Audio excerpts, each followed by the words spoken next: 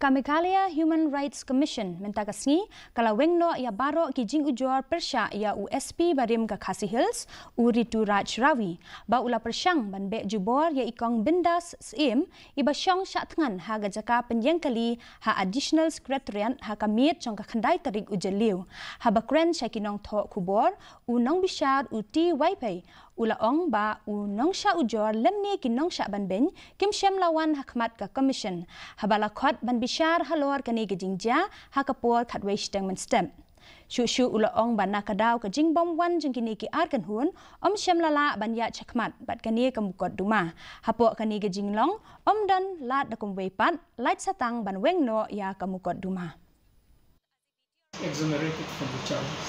There's certainly no proof against it in the absence of proof. What was the submission before the commission? He totally denied the allegations. So we call upon the complainant to produce the agreed person to substantiate the case. But as I said earlier, neither the complainant nor the agreed person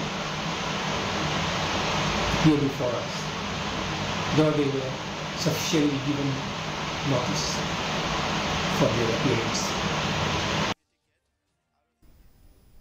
Unong yalam ka UDP ubalong